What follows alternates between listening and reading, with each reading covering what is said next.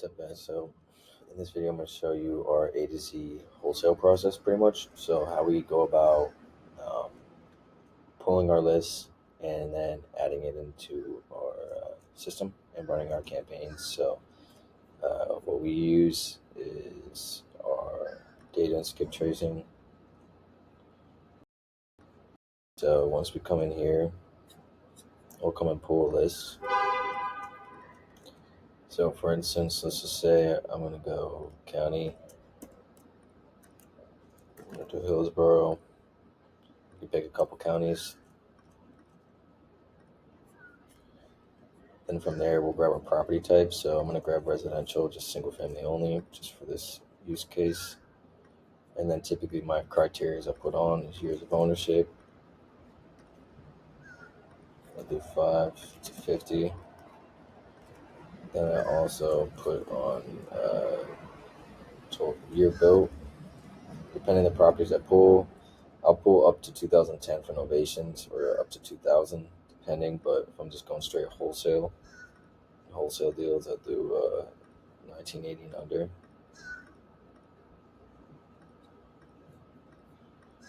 And then also I usually do equity percent, and I'll do 41 all the way up to 91 plus. That way that they have enough equity in the property. So if you're giving wholesale offers and cash offers, that they have enough room to potentially accept that offer. Otherwise, if they don't have any equity in the property, you could, go sub 2 method. But if we're just going straight wholesale, properties with, likelihood to sell and be able to accept wholesale deals and offers, this is the data I'm going to pull.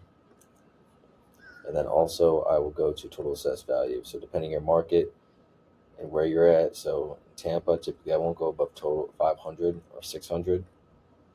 That way I know I'm getting houses that aren't as nice. And then you can also play around with the property condition as well. Unknown, average, physical damage, poor, test out these filters. Corporate owned, I usually keep as no, so I'm not getting any LLCs. You can pull LLCs as well. I'll usually pull LLCs and do only corporate owned when I'm pulling cash buyers list. And then I'll play around with this motivational score and see what my record count is. And if it's a little bit low and I want to pull more data, I'll put one in there as well. And then you can play around with these kind of AI. This will be the criteria I pull every time, pretty much. And then I'll play around with other criteria when I'm being more niche, but I'm when pulling a broad list. I'll pull broad inside of counties, and this will be my criteria pool. And then after I pull this list, I'll see the deals and analyze the deals and the cities we're getting deals in. Then I'll pull another list with cities, and then I'll go down to zip, and then I'll play around with the different criteria as well. You can go into kind of AI, likely to sell, targeted wholesale neighborhoods, top zip codes, missed mortgage payments, vacant, inherited. But when you're going more broad and I'm pulling a bigger list, this is the exact criteria pool. I'll proceed. You don't have to pull the whole entire data. You can, at the end, change your count. So once I buy this data, I plug it into my contacts tab, into our system. So plug it into our system, bulk upload it into that. And then once our data is in here, we typically send anywhere from 2,000 to 3,000 texts a day. So we'll, select our contacts that we want to put inside of our campaign. So we'll select our 2,000 or 3,000 for the day, add to our automation, plug it into our SMS automation.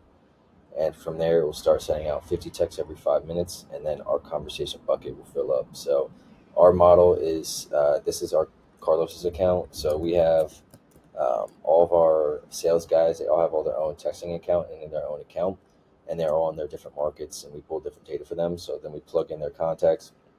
They plug in their contacts, launch their campaigns, and then they're in here every day. So we recently just switched to using the bot, and we're going to have the bot do this, but for the past, couple of years, we've had our VAs, and they'll come in here. So how the process works, we'll send out that first message, and then if they don't answer in 24 hours, it will automatically send out the second message.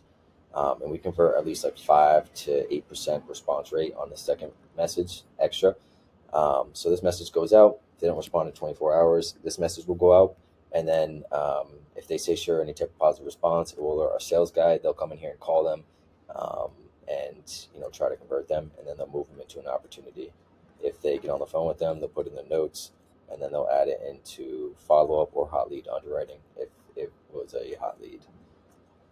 So they're going through here all day. Like I said, this message goes out. The second message goes out as well if they don't answer, and then they go from there.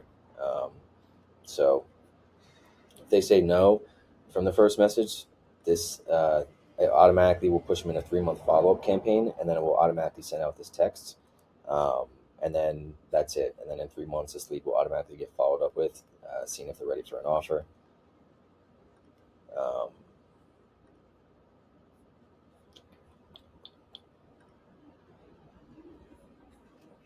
Same thing. If they answer the first one, it will go automatically into the new lead needs nurtured, and it will alert our sales guy to go in and call them.